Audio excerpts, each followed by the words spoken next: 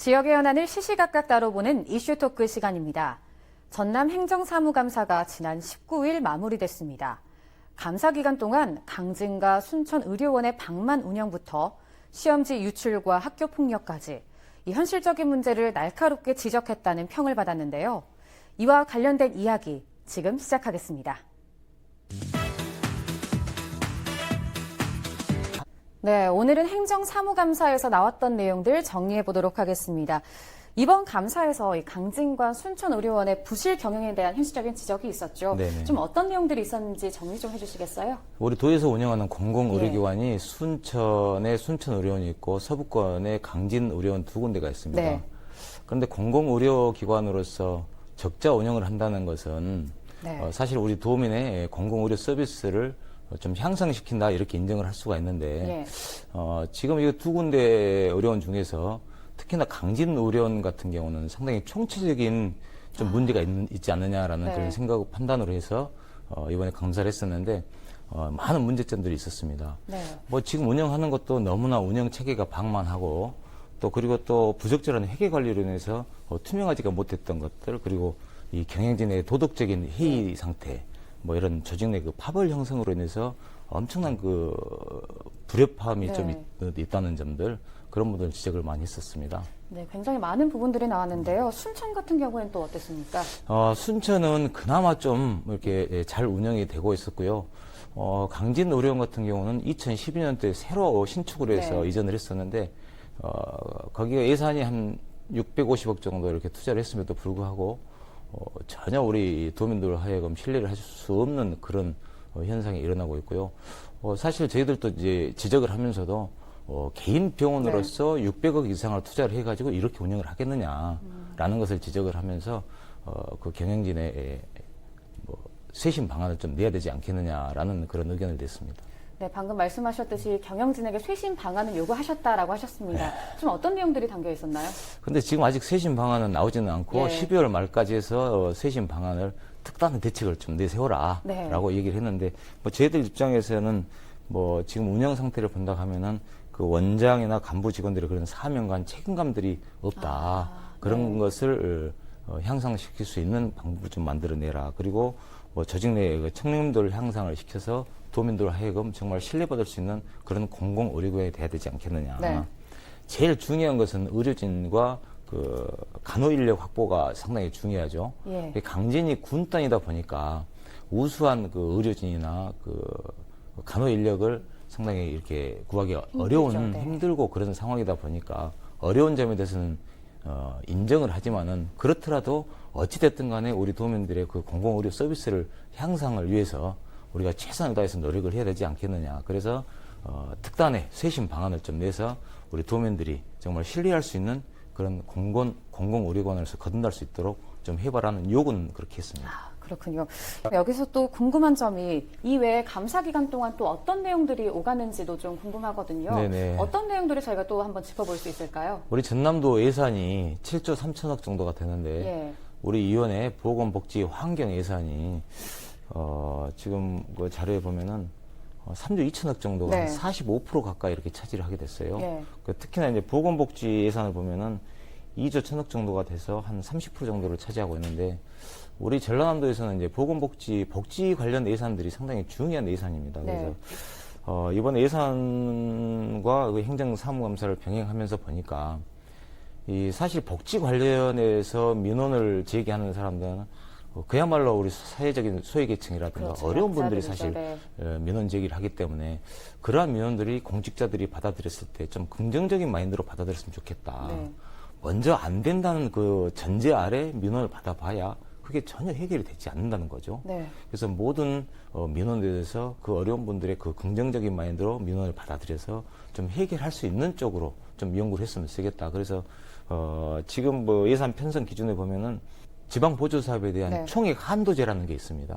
근데 그 총액 한도제에 항상 그 걸려서 그런 복지 예산이 좀 소외되고 그러거든요. 그래서 지금 그 총액 한도제에도 공직자들이 판단을 잘못하고 있는 게 단서 조항이라는 게 있어요.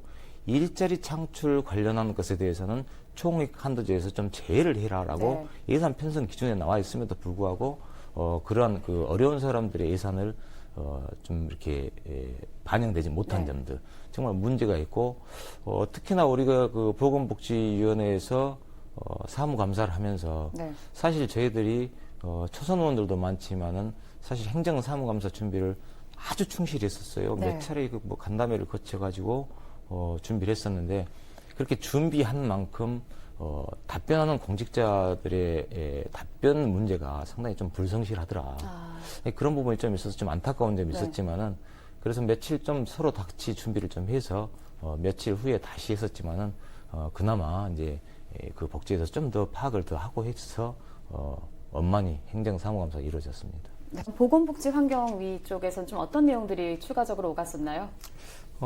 대부분이 우리는 이제 복지 쪽에 관련된 문제다 보니까 사실 저희가 이제 행정사무감사를 준비를 하면서 한 20여일 동안 준비를 저희 위원회 위원들과 같이 함께 준비를 했었는데 네. 그동안에 나온 그 언론사에 나온 지적 기사라든가 또 그 전년도에 행정사무감사를 했음에도 불구하고 지적된 사항에도 불구하고 개선이 안 된 점들 그렇죠. 특히나 또 금년 한 해 동안 이슈됐던 그런 일들을 다 자료 채정을 하고 또 민원 전화를 받아서 제보를 받거나 해서 그런 자료들을 수집을 해가지고 상당히 여러 차례 그거 가지고 이제 서로 스터디를 했었죠. 네. 그래서 이번 행정사무감사는 저희들 나름대로 상당히 준비를 많이 하고 특히나 이제 우리 위원회 같은 경우는 이제 국비보조금들이 많다 보니까 네. 그래서 이제 그 국비보조라는 것은 거의 이제 복지 예산이 많다 보니까 그렇죠. 그쪽에 좀 치중을 해야 하고 소외계층 관련한 행정사무감사를 집중적으로 했던 것 같습니다.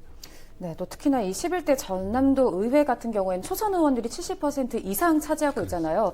그래서 정말 우려의 목소리가 많았습니다.